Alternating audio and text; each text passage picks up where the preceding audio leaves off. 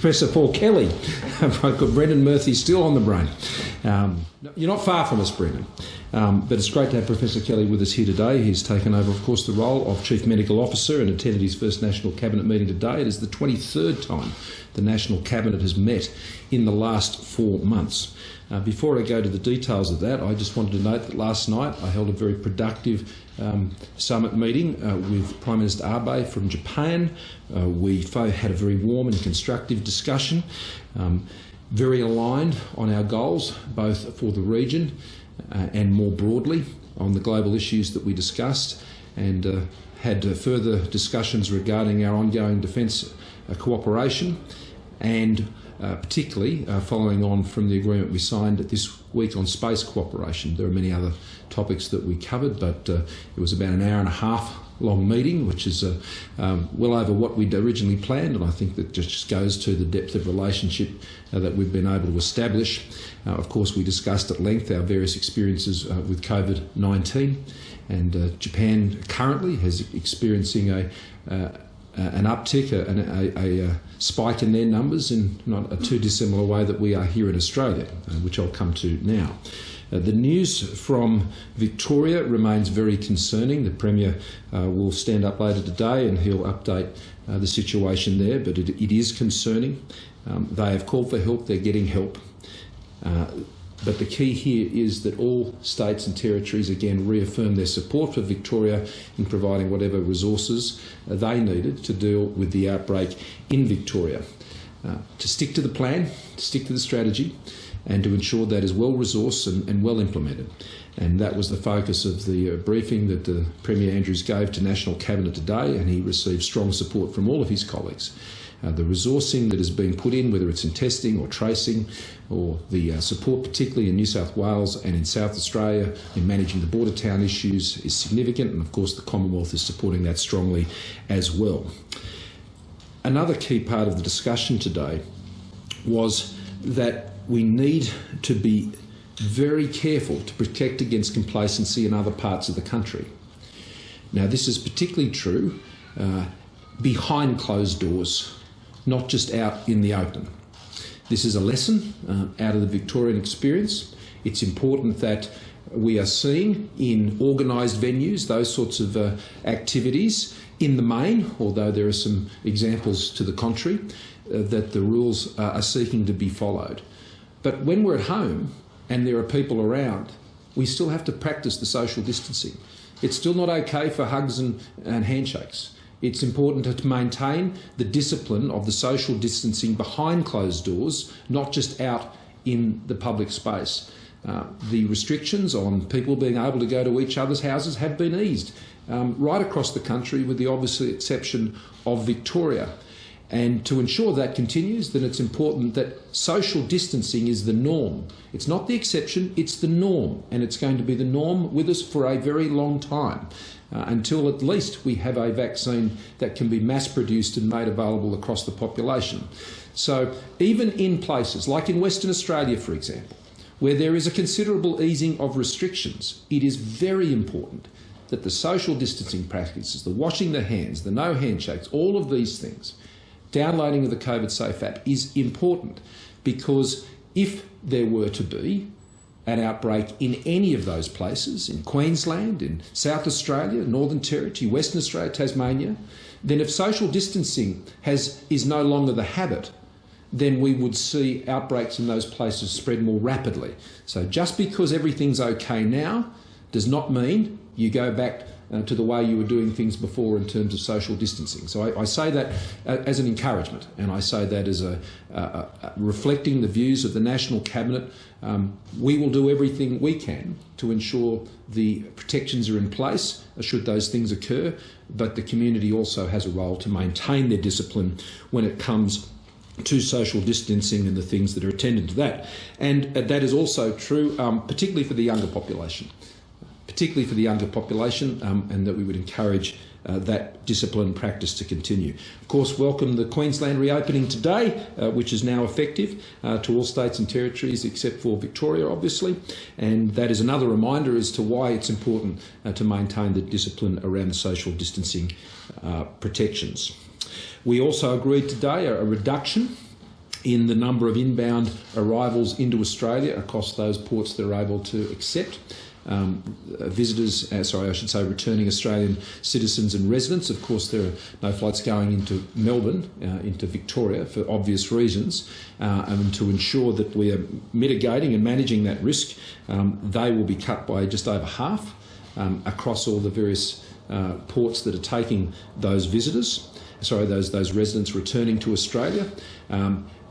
There is also a view across the National Cabinet that they are all effectively moving to a charging system for the hotel quarantine that is in place for those returning visitors. Some states already have it, other states are moving towards that, and I will leave that to them to make their announcements at the appropriate time, and where possible we'll seek to have some sort of national uniformity across those pricings, and we're sharing that information with the states and territories. We also agreed today that there would be a nationwide review of hotel quarantine.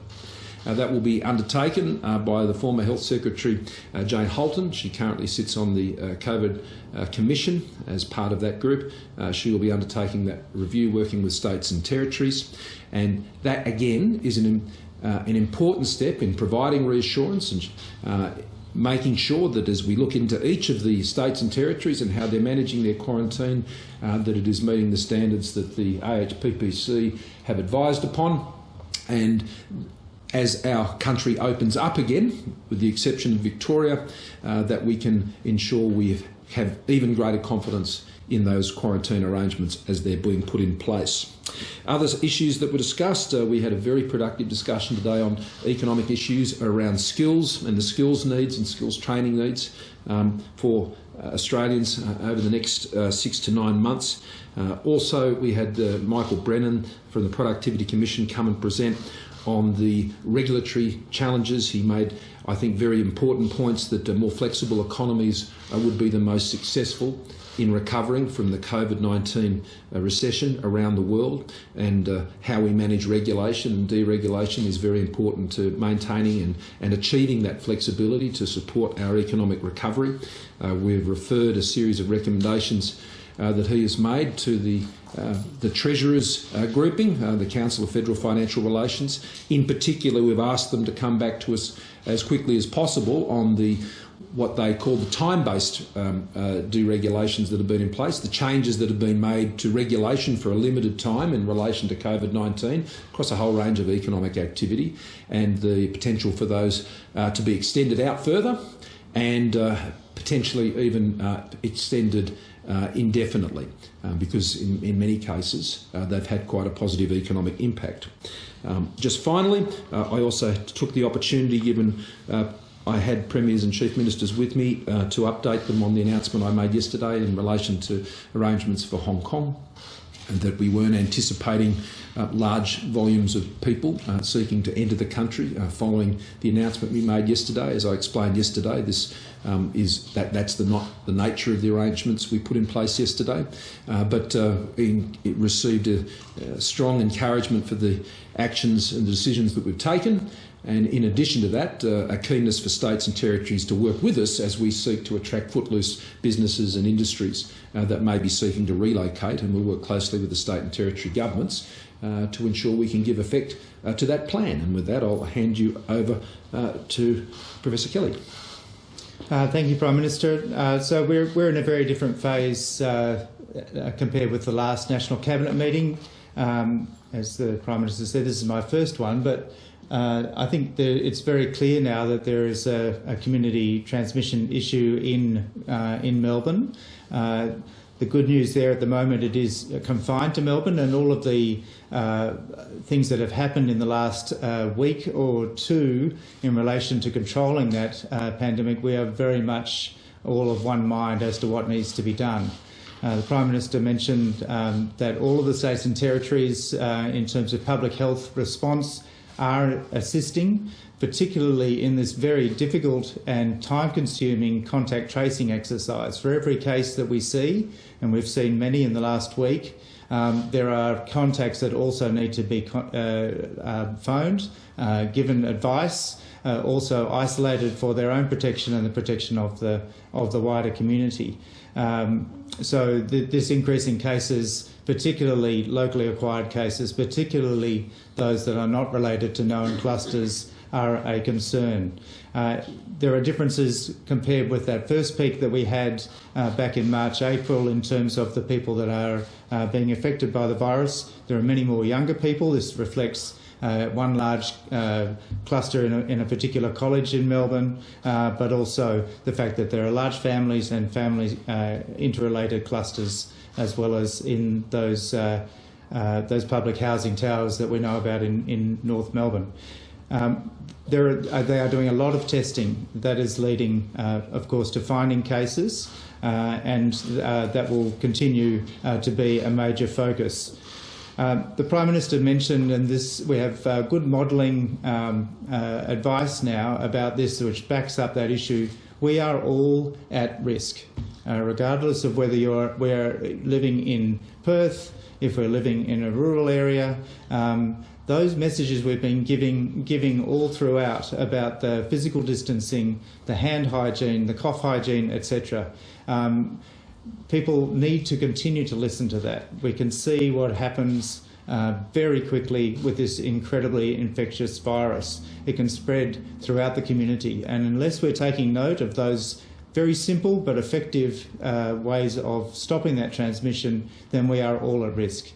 So we're all in this together. We know that what we need to do, and we're well prepared, and now we're enacting those plans in Victoria, and all states and territories and the Commonwealth are here in support. I might leave it there, PM. Thank you very much, Paul. I'm happy to go to questions. David? How quickly do you want to see the results from Jane Halton's review of what's been going on? And I'm assuming that you're not waiting for that review before you offer more federal assistance on hotel quarantine or on contact tracing. Can you just step us through what more you can do? Sure. Well, on hotel quarantine in Victoria, that issue is more moot because there are no planes coming in. So that's not a pressing issue in Victoria. The pressing issue in Victoria, and Paul might want to add to this, is on the tracing, and that support is there right now. And that support is being provided by every state and territory jurisdiction has offered those resources. New South Wales is doing the lion's share of that. They have got an excellent capacity there. It means that a lot of this resource presently in a lot of states and territories where there are virtually no cases, certainly community transmission, they're only as a result of returning travellers. A lot of that capacity is sat idle, which means it doesn't need to sit idle now. It can be put to work in Victoria and is being put to work in Victoria. The challenges of those many months really did create a very capable workforce in this area, and that is now at the disposal of any state or territory that could find themselves in this situation. So there is no hesitation in the standing offer that the Commonwealth has for all states and territories. The decision that we took to reduce the number of return travellers to Australia at this time was to ensure that we could put our focus on the resources needed to do the testing and the tracing. And not have to have resources diverted to other tasks. We will review that as the weeks go by, but for now, that's where we've reduced it. It is a reduction of over 4,000 people coming each week, and that's spread across those ports and of entry, and that'll take effect from Monday. But Paul, did you want to add anything to that? Well, just to say that we've developed guidelines at the national level at the AHPPC in relation to quarantine. They are very detailed. We've had close looks at this at the national level already through the AHPPC and also the Communicable Diseases Network of Australia. Various states have done their own internal reviews, and just to be clear that the quarantine is with the states, but this is just a way of looking at quarantine in a more detailed fashion, and we've given some suggestions to Jane Halton about the types of things that we would really like to have checked. To be clear, there have been a lot of people have come into hotel quarantine. There have been very few breaches, but we've seen, as has been reported in Victoria, a single breach, even if it's low risk, can lead to a catastrophic outcome. So we absolutely need to know that this is working as best as it can, and that's the reason why we definitely support it. Just to be very specific, what has been recommended to be included in the review by the AHPPC, the medical expert panel, is infection prevention and control training for clinical, hotel and security staff, compliance with infection prevention and control requirements of the same staff, evidence of community cases attributed to cases in international travellers and hotel quarantine, including cases in hotel and security staff, rates of compliance with testing, legislative or contractual basis for mandatory testing, management of suspected and confirmed cases, provision and effectiveness of support services in medical, mental health, social services and financial support, management of vulnerable people, management of cultural diversity, logistic arrangements, administrative arrangements and changing capacity requirements related to changes in border restrictions. So you can see there it is a very comprehensive set of issues that Jane, who was well known and well respected in this field, and she will give us I think a very good steer early on about the time she will need to conduct that review effectively. Yes. Yep. Kelly, what's the advice now on wearing masks? The advice has, for places where there is ongoing community transmission, so this for the moment is the Greater Melbourne and the Mitchell Shire, is that people, of course, the overarching advice is people should stay at home unless they need to go out.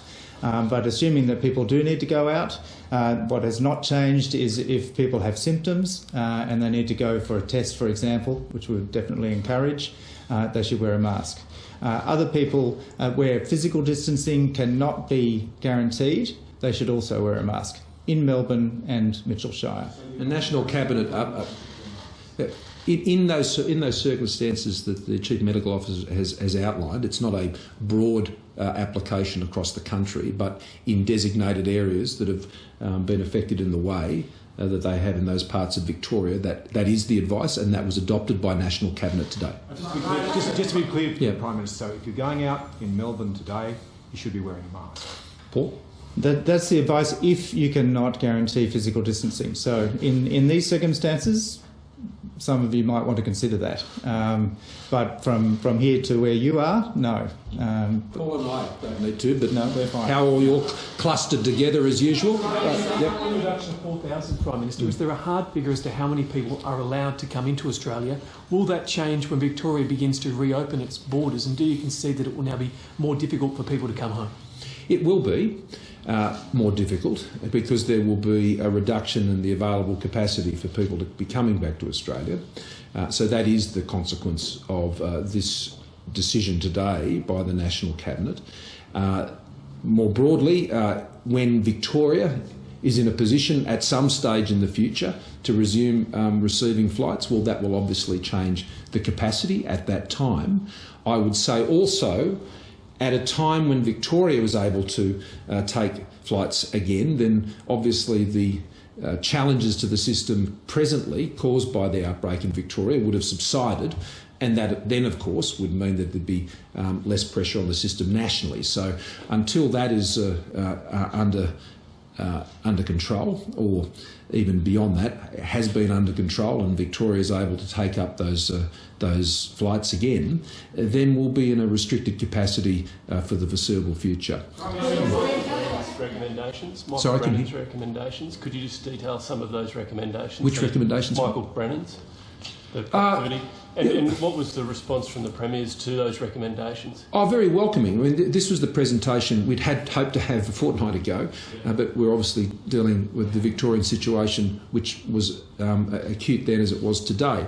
But it went across a series of areas, from heavy vehicle arrangements, planning and development approvals, ease of starting a new business.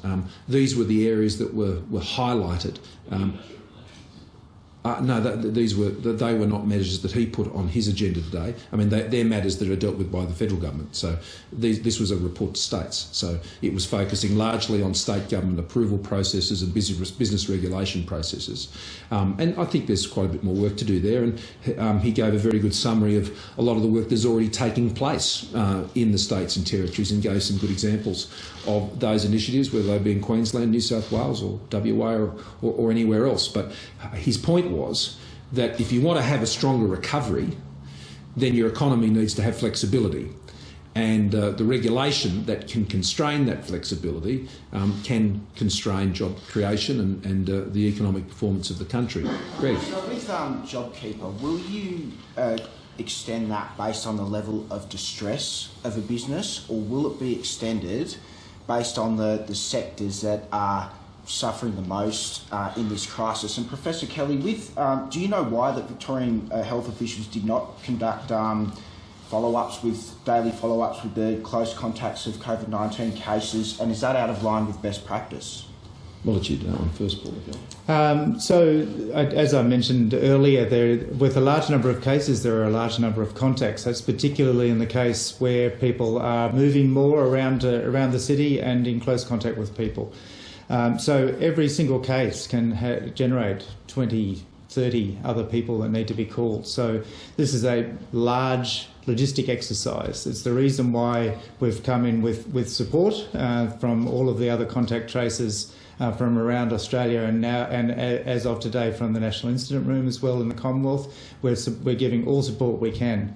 Definitely the key performance indicator here is finding the people that have proved to be positive and making sure that they know about that and that they are isolating themselves at home as quickly as possible. So we are doing everything we can to support the Victorians in this effort, and we'll continue to do so.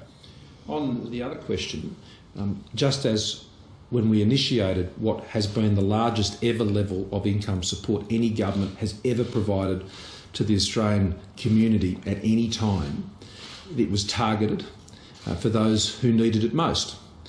And the next phase of our support will also be targeted nationally to those who need it the most. And we haven't, and when we the loss of revenue rather than the details of our decisions will be set out at the time of releasing the economic statement, as I've been saying now for some weeks, and there's no change to that timetable. I do note today, though, regrettably, that the Labor Party has engaged in fear-mongering during a pandemic, and I think this is disgraceful. They are saying things that are blatantly untrue. I've made it very clear that there would be a further stage of income support, and to make people feel more uncertain in this climate, I think is disgraceful, and I think it reflects badly on their leadership. On Australians returning home, how will that actually be administered? Are the airlines being told, given quotas, that you can only return so many people?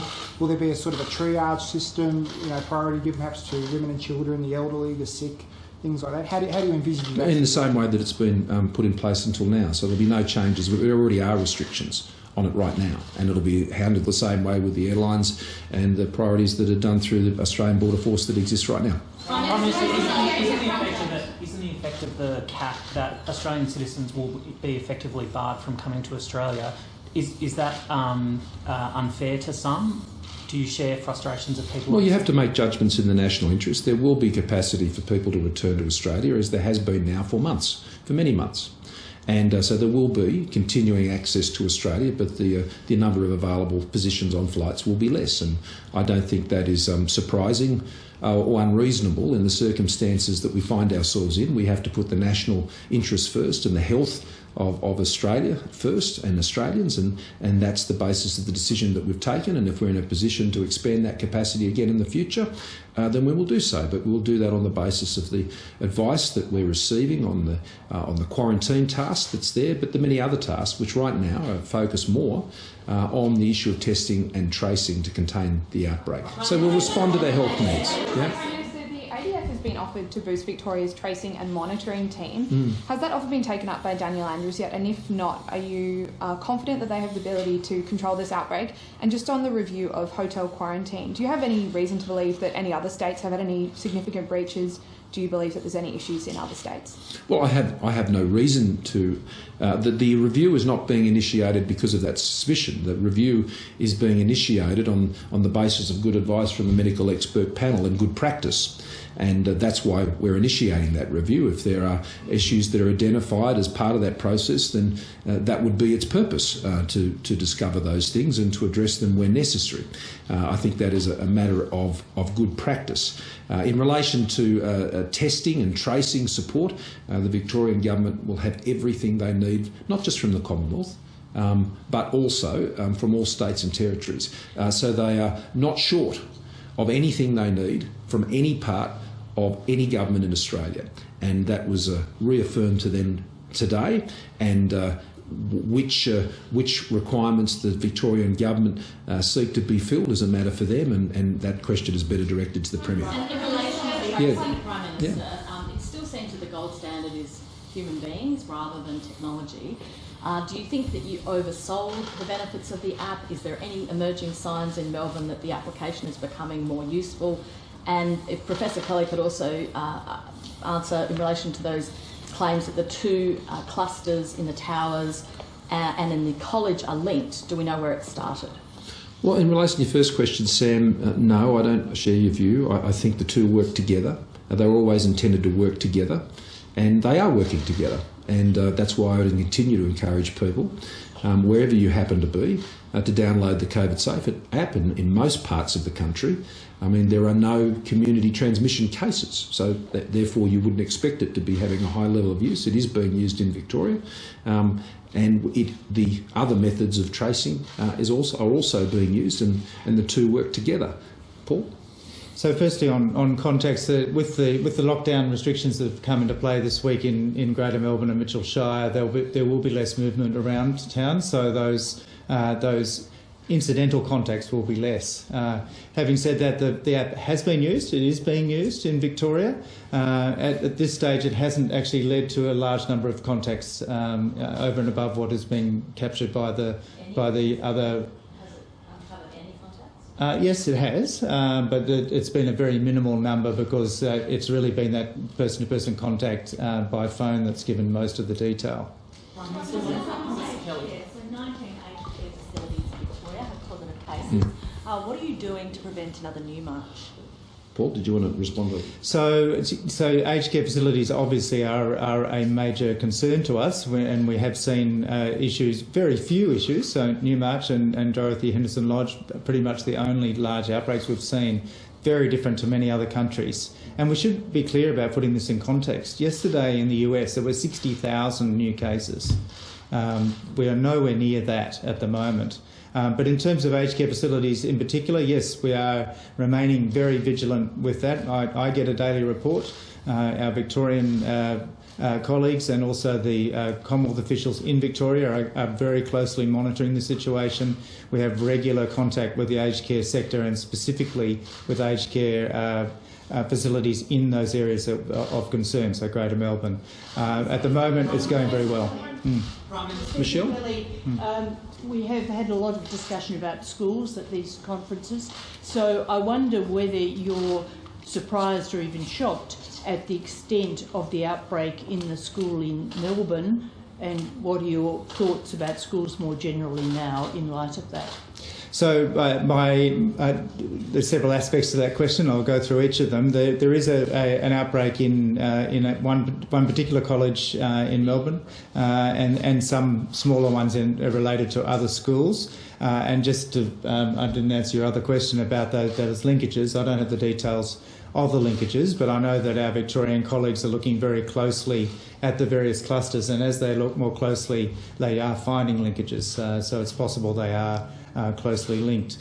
In terms of schools, I'll just reiterate my position, which I am absolutely certain of on the basis of evidence, and we look at this continually, about the risk to children. So the risk to children of this virus is much less than in adults, and that is very clear right around the world in terms of the severity of the illness.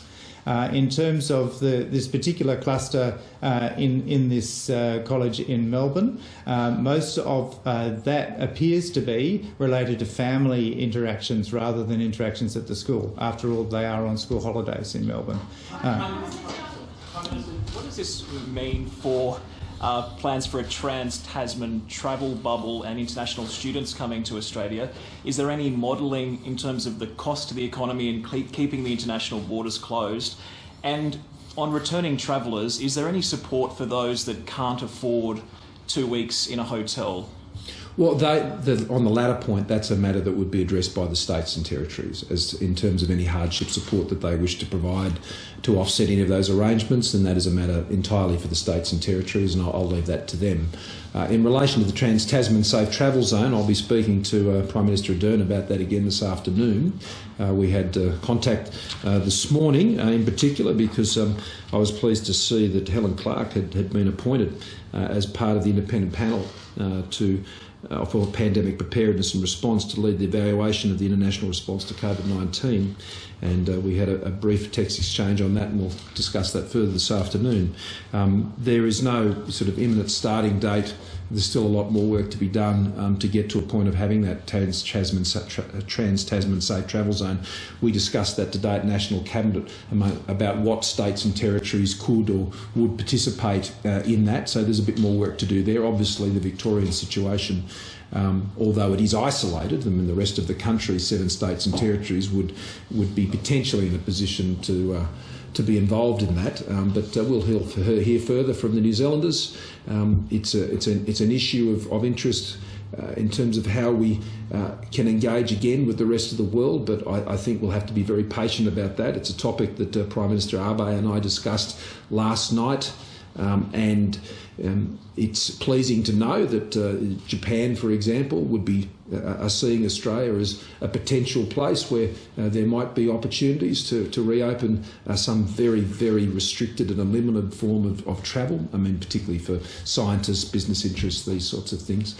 So we welcome that, but I think there's still quite a bit of way to go. I mean, what will determine this ultimately, Brett, is the health advice and the arrangements that can be put in place to achieve that. Now, I think it is self-evident that the fact that Australia cannot have international flights is damaging to our economy. That's obvious. You don't need modelling to tell you that. And the sooner we can get some arrangements that are workable and safe, well, obviously we'd seek to achieve that.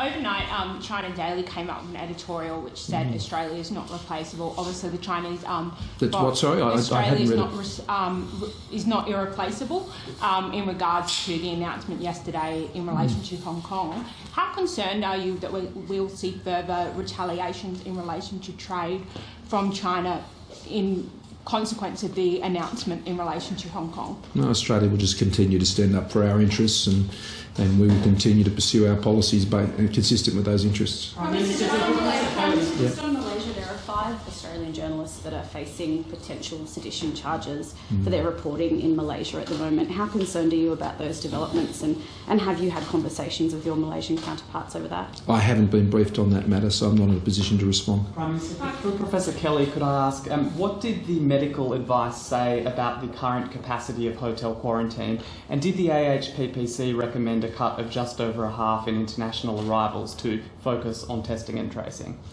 Well, firstly, I'd say the absolute focus needs to be, at the moment, the situation in Melbourne. And as I've said, the testing, tracing and isolation component is a key component to that. So in terms of public health elements, that needs to be the main focus, not only in Victoria, but everyone else that is assisting with that process right throughout Australia.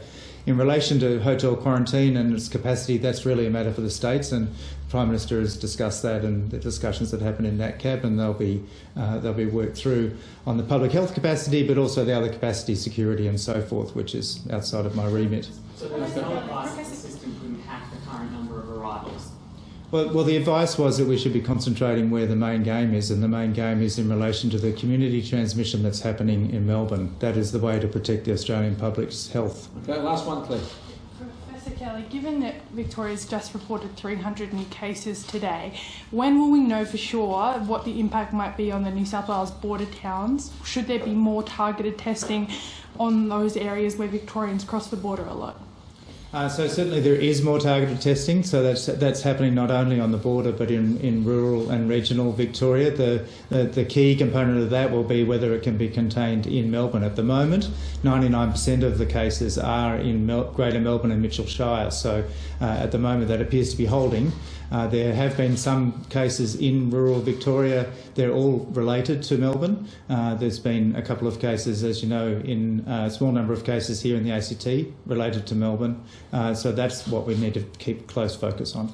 How long is it epidemiologically to know if it's crossed the border? If it's I see. So we know that the usual incubation period is about a week. So within a week we may be able to see something, but it will take a couple of incubation periods, even 4 incubation periods, to know whether this is under control. Hence the 6-week lockdown in Melbourne. Okay, now just on a practical issue, as you know, it's school holidays, and Jenny and the girls are going to be taking some time next week on the outskirts of Sydney, but given the changing and critical situation, we've got a serious situation in Victoria. I will not be joining them for that full time. I also won't be standing aside from the tasks I have each day. We have the capacity now with technology where I can be with them where they are and at the same time continue to take the briefings and the calls and meetings that I need to do in the middle of dealing with the situation, whether it be in Victoria or the many other situations that we're facing around the country. Look, as a dad, as you expect, I'll take some time, if I can get it, during that period to wet a line or whatever the girls want to do. But at the same time, I can assure you that we will remain absolutely focused on the things we need to focus on over the next week. We're in the final stages of preparing the economic statement for the following week. I'll be returning back here to Canberra late next week, where I'm sure you'll get to see me again out here. But as I'm sure people know who may be watching at home, just because I'm not standing in front of a camera, it doesn't mean I'm not behind my desk or doing what I need to do on a daily basis. So I'd ask for people's understanding on that, and a lot to do over the course of the next week. And I thank you again, Professor Kelly, for joining me here on this occasion. And a reminder, everyone, again to everybody down in Victoria, the whole country is with you. All of the country is with you. The resources of the nation are there to support you at this very, very difficult time, to do what is necessary to get life as closely back to normal as we possibly can in the shortest period of time.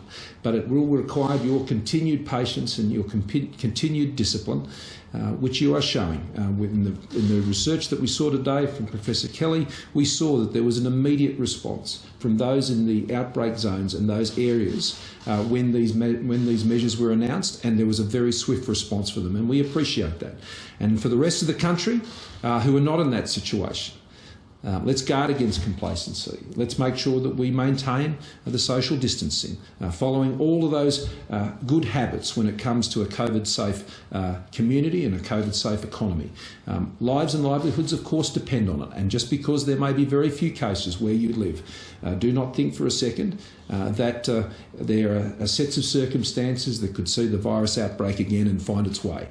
So we all continue to have this important responsibility and this important discipline that we have to be able to maintain. Thank you all very much.